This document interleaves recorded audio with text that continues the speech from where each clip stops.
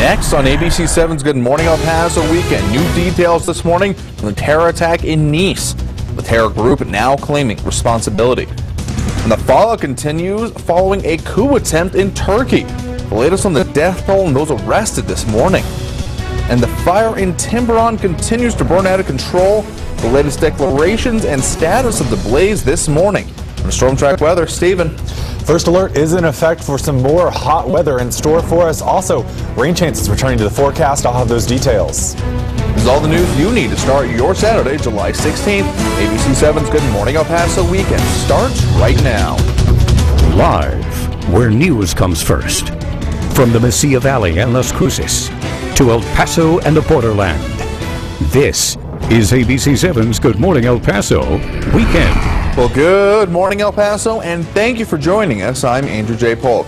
Getting straight to your Storm Track weather now. Let's get your first forecast with Storm Track meteorologist Stephen Decatur. Some strange, wet, and yet hot weather around here lately, Stephen. Yeah, we're getting a little bit of both, and unfortunately today is going to be another one of those days. It does look like we're going to climb above the century mark once again, but there is a chance of rain. Here's a time lapse from the War Eagle Air Museum in Santa Teresa yesterday. You can see it started off sunny, very hot, lots of sunshine, warming things up, but then those storms popped up, and you can see that dust. Well, it blows through, and the visibilities drop very quickly, so that's certainly a possibility once again today as we see some afternoon thunderstorms pop up for many locations. You can see temperatures though from the rain yesterday starting off fairly comfortable. 78 degrees in El Paso currently, 74 in Las Cruces, so not too bad, but those temperatures are going to rise very quickly as we head through the morning, and we are going to be back above 100 degrees as we head into this afternoon. So here's what we're watching. We're going to be watching the radar, and I'm going to take you on a little radar tour. We do have some showers in the area this morning, especially in the lower valley, and those temperatures,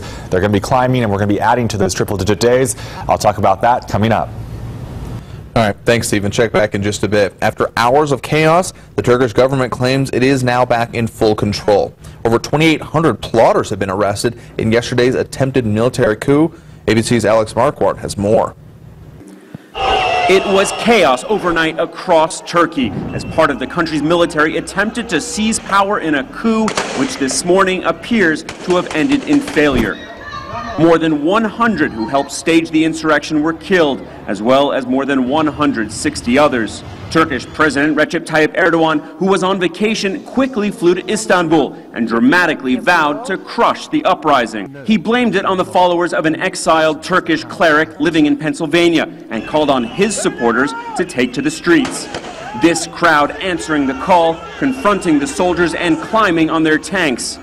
Hours earlier, troops in camouflage had shut down the iconic bridge over the Bosphorus, which connects the European and Asian sides of Istanbul. A statement by coup organizers declared martial law as tanks took up positions at the entrance to Istanbul's airport, driving alongside cars on highways, jets and helicopters buzzing overhead. They were very low flying, they were very noisy, and there were so many of them.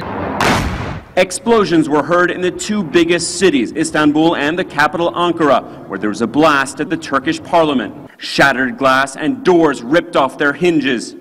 According to state media, the insurgents used WhatsApp to communicate. This video released this morning. The U.S. watching the sudden uprising with concern. Turkey is a key NATO member and U.S. ally in the fight against ISIS. They host an air base used by American warplanes that bomb ISIS targets in next-door Syria. By daybreak, Turkey's government had said it had taken back control, arresting around 3,000 connected to the plot, Turkey's president calling it an act of treason. And that was Alex Marquardt reporting. And more breaking news this morning. ISIS has claimed responsibility for the attack in France. French authorities have not indicated if the attack was part of a larger ISIS plot or if the killer took direction directly from ISIS. 5 people have been taken into custody, including the suspect's ex-wife. And the man behind the attack in Nice is identified as 31-year-old Mohamed Boulel. He is a Frenchman from Tunisia. Prosecutors say he was never placed on a terror watch list.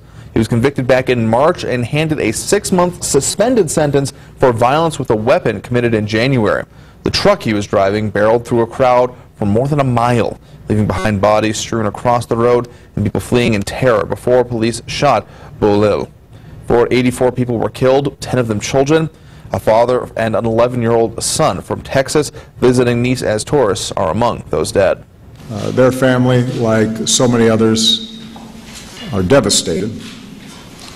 They're grieving. They need all the love and support of our American family as they grapple with an unimaginable loss and try to get through what are going to be very difficult days. And starting today, French President Hollande has declared 3 days of mourning across the country for the victims of the attack.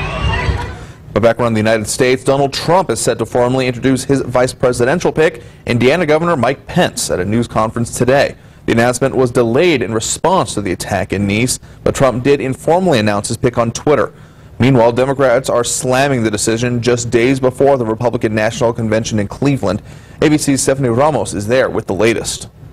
As preps for the Republican National Convention continue, Mike Pence took to Fox News talking about his decision to join Donald Trump's campaign as his running mate. It's such an important time in the life of our nation, and this man is the right leader for America. Moments after Trump tweeted Pence as the vice presidential pick, high-ranking Republicans praised the Indiana governor as a steady leader in the party. He's experienced. I think he shores up a conservative base that is important. I think that he's a complementary to Donald Trump as far as personality. It was just this past March when Pence was at the center of the religious freedom debacle in his home state of Indiana, signing the Religious Freedom Restoration Act. The law protects the right of a person or business to follow their religious beliefs. Businesses started pulling out of the state quick. Of course I am. Hillary Clinton calling Pence the most extreme VP pick in a generation. The ash heap of history. Meanwhile, Clinton is still narrowing her list of potential running mates, campaigning with Virginia Senator Tim Kaine and reportedly meeting with Senator Elizabeth Warren and House of Urban Development Secretary Julian Castro. Clinton's campaign says she is closing in on making a VP selection and expected to make an announcement next week.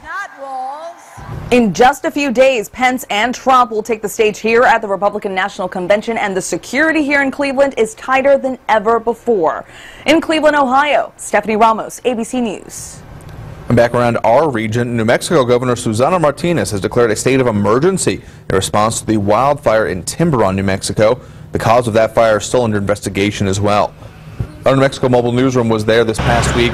State officials say they were hoping to get more control of the fire overnight, and according to an incident commander, the fire is now 40% contained.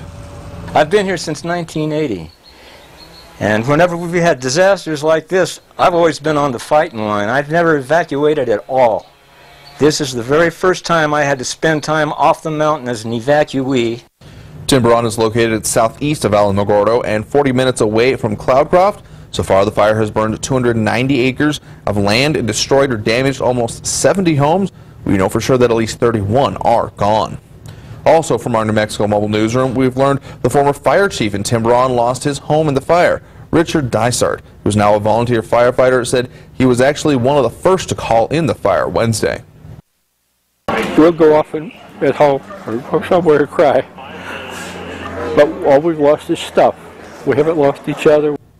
At 81 years old, Dysart says he can't begin to imagine how he and his wife will rebuild.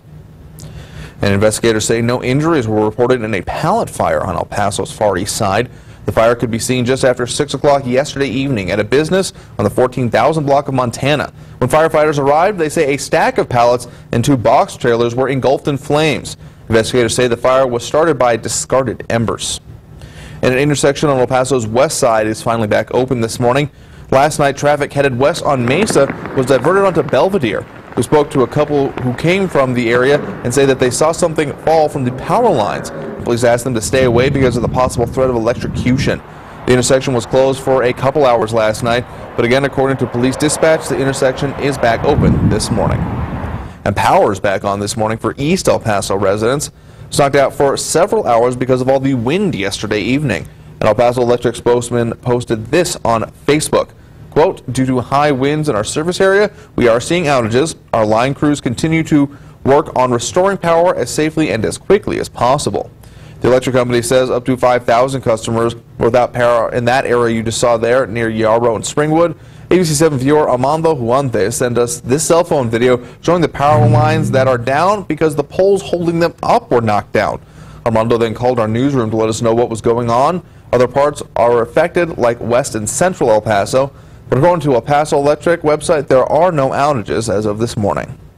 And happening today, the Horizon City Lions Club and Socorro School District are teaming up once again for their annual uniform swap.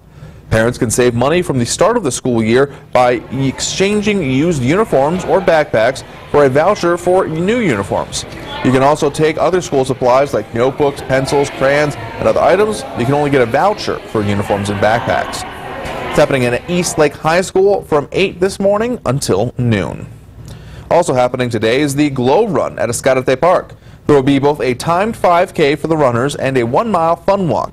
The Glow Run will have black lights on the course and lots of food and food trucks. Grab something to eat. There will also be a kids VIP area with jumping balloons, face painting, and more. Party starts at 6:30 this evening, and the run and walk starts at 8:30. And UTEP will be having its 5th annual alumni picnic. It will be this evening from 5 to 8 at Memorial Park on 1701 North Copia Street. The event is meant to help minors reconnect and celebrate their alma mater. There will be food, live music, face painting, water, games, and much more. Tickets are $25 for the family package, which is 2 adults and 2 children, $10 for adults in the Alumni Association, $8 for UTEP students, and $7 for children under 12. The ticket price includes a hamburger or hot dog, 2 salads, beans, and 2 drinks. Well, the scandal in a local school district shocked our region when it first came to light. Coming up on Good Morning El Paso weekend, but one of the most recent administrators facing penalties now has to say for himself on the stand. And later, a long-awaited road improvement is now open in Far East El Paso, most of it anyway. And it is about 8:12 right now, taking a live look at traffic this morning. Looking at I-10 and Harnose, bit of traffic out there. Otherwise, moving along just fine. East Lake, further out towards the east side, looking just fine. Bit of traffic, some people moving out there for your Saturday morning. Otherwise, conditions pretty much clear and no major problems to report on the roads. And the storm track weather, Steven. A first alert remains in effect, and we have a few showers out there. I'll take a radar tour coming up. You're watching ABC7, where news comes first.